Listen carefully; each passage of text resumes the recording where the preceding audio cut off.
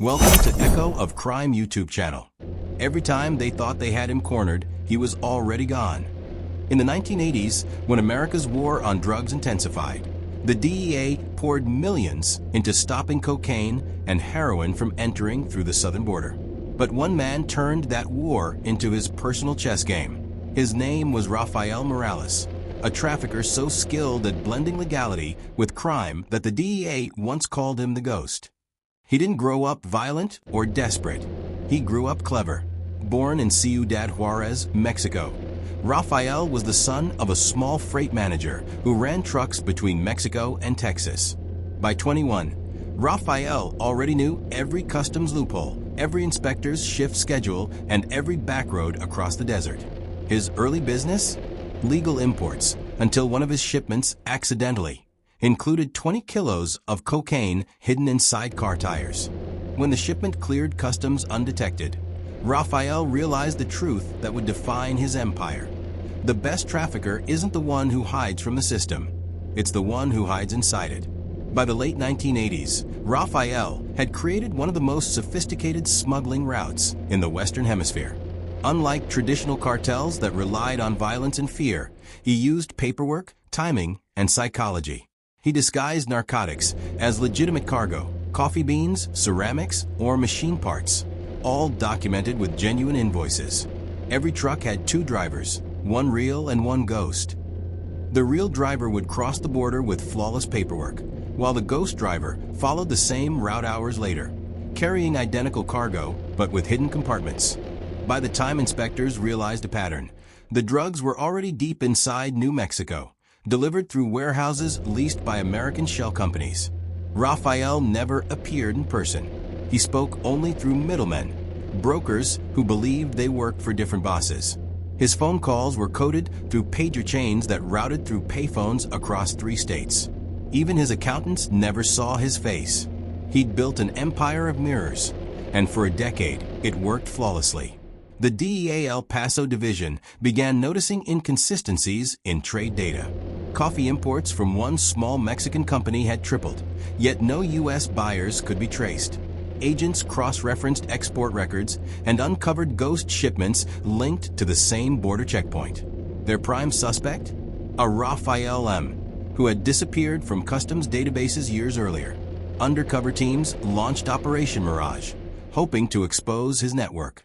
They traced a convoy from Juarez into Albuquerque, where trucks unloaded at a storage warehouse. Agents raided the site and found hundreds of sealed boxes, actual coffee beans. No drugs, no money, nothing illegal. Rafael had switched shipments days earlier, after intercepting DEA chatter through a corrupt freight clerk. The agency's own success had become his intelligence feed, winning without fighting. Rafael wasn't just a smuggler, he was a strategist. He'd studied U.S. law long enough to know the DEA's limits. Every operation he ran had one exit: legality. When investigations closed in, he produced legitimate trade records, showing taxes paid and customs forms stamped by real officers. If a shipment was seized, he'd file insurance claims under fake company names, collecting reimbursement for business losses. To outsiders, Rafael was a legitimate logistics entrepreneur, an importer who occasionally got unlucky when cargo went missing. To insiders, he was a ghost with no fingerprints, no warrants, no country. By 1992, the DEA believed they had him cornered. Dozens of informants testified that Rafael controlled half of the cocaine flow through El Paso, yet prosecutors had no physical evidence, no photos, no bank trails, nothing. They executed simultaneous raids across Texas and New Mexico, expecting to cripple his network. But the warehouses were empty. Every document, hard drive, and shipment log had vanished. All that remained were legitimate goods, and security cameras showing nothing unusual. It was as if the entire operation had evaporated overnight. Rafael Morales had just outsmarted the DEA for the first time. And he didn't run. He watched from a hotel window in Houston, flipping through news reports of his capture, smiling quietly as helicopters circled warehouses full of coffee beans. "They think they stopped me," he said. "All they stopped was my paperwork." The smartest criminal isn't the one who hides from the system. It's the one who hides inside it. After outsmarting the DEA in 1992, Rafael Morales didn't vanish. He changed his identity again. This time, he walked straight into the system he once manipulated. He became a cooperating businessman, helping federal investigators trace cartel finances. What the DEA didn't know was that Rafael had built a new empire, this time disguised as legitimate help. In early 1993, DEA agents in El Paso received an anonymous call. A man claimed to have inside knowledge of how the Juarez supply routes worked. He said he could name the traffickers, decode the shipments, and help end the phantom network the DEA had chased for years. When the agents met him, the man introduced himself as Ricardo Alvarez, a logistics expert. In reality, he was Rafael. His hair cut short, beard grown, voice deliberately softened. He offered details about competing cartels, identifying real traffickers the DEA already suspected. Just enough truth to earn credibility. They saw him as a potential informant, a man from inside the trade who'd had enough. What they didn't see was the trap. Through his cooperation, Rafael gained legal clearance to handle commercial shipping for undercover DEA stings. The agency authorized him to move shipments under supervision, part of Operation Phantom, a task force designed to map trafficking routes through New Mexico and Arizona. But Rafael used it as camouflage. While DEA officers tracked decoy shipments, his own trucks, with nearly identical manifests, crossed different checkpoints under the same agency's blind spots. The very system meant to monitor him became his shield. He had outsmarted the DEA again, this time from the inside. Rafael's brilliance wasn't in technology, it was in timing. He learned the DEA's rotation schedule, knowing which field agents were assigned each day. He understood their communications protocols, even how long it took them to verify a suspect shipment. When agents followed his informant trucks, he sent genuine coffee beans or corn flour. Meanwhile, another convoy moved real contraband across the border under the same manifest number, a trick made possible by hacked customs data and duplicate seals printed in his own warehouse. When one agent noticed inconsistencies, Rafael would laugh it off. It's Mexico, amigo. Paperwork lives its own life down there. The humor disarmed suspicion. The DEA praised his helpfulness, and his handlers filed reports crediting him for disrupting multiple routes. Ironically, those busted routes were competitors Rafael wanted out of business anyway. In 1995, the DEA decided to promote Rafael's status, officially designating him as a paid confidential source. That meant legal immunity for past acts in exchange for information. The document that could have imprisoned him now protected him. From that point on, every time someone accused him of trafficking, he had proof that he was working for the government. Court records, signed by actual DEA supervisors, gave him immunity he never should have had. He once bragged to an associate, "I don't run from the DEA anymore. I run with their paperwork."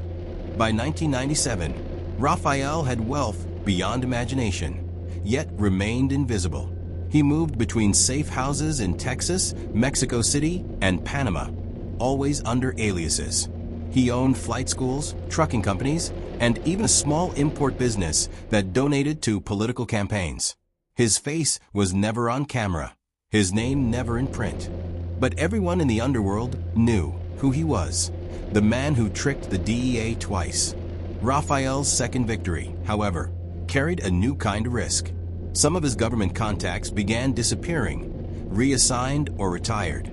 A new generation of DEA agents, armed with digital forensics, started re-examining old case files. One analyst noticed a disturbing pattern. Dozens of informant shipments linked to Rafael's old routes were missing from the archives. The agency began to suspect that the man who had helped them might also have used them. A quiet internal audit began, the kind of investigation that doesn't make headlines. Rafael didn't know it yet, but his freedom and his illusion were starting to unravel. Every empire built on secrets eventually forgets which lies kept it standing. By 1998, Rafael Morales had mastered the impossible. He had fooled the DEA twice and walked away untouched. But technology was changing the rules.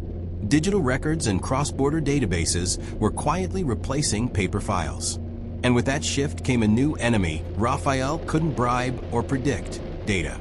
When the DEA introduced its first integrated database in 1999, old case files were scanned and linked by names, aliases, and shipping logs.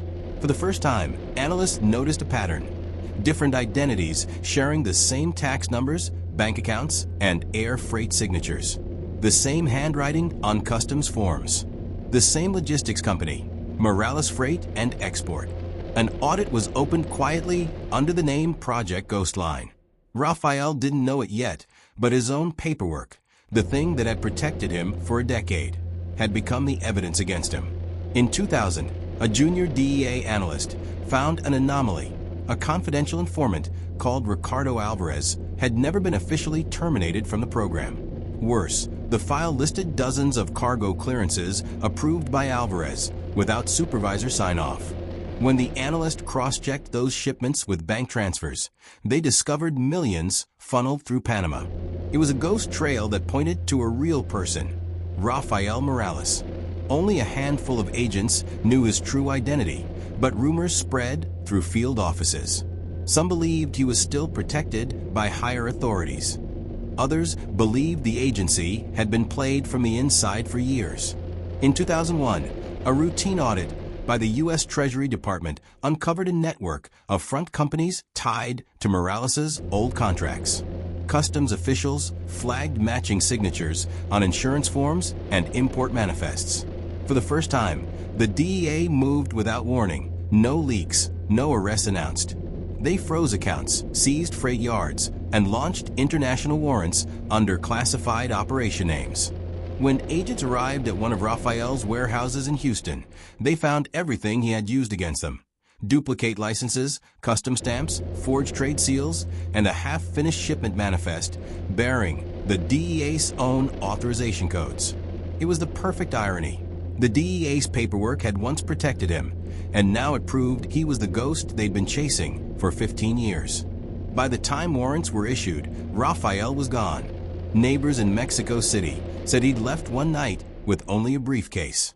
Some claimed he moved to Spain under a new name.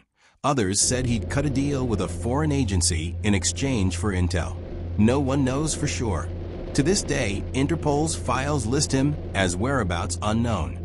The DEA closed Project Ghostline in 2003, quietly acknowledging off the record that the same man who fooled them twice had likely retired alive. Unofficially, agents call it the one case that still haunts their record books. Rafael Morales became a legend not because he was the most violent or the richest, but because he proved how fragile systems can be when arrogance meets intelligence. He used the law to hide his crime and the DEA's trust to build his power. His story still circulates in law enforcement training rooms, a case study titled The Phantom of Trade. He didn't beat the DEA with guns, one retired agent said. He beat us with paperwork. And in the digital age, where every click and transaction leaves a trail, his ghost remains a warning that the smartest criminals don't disappear into the dark. They disappear into the data,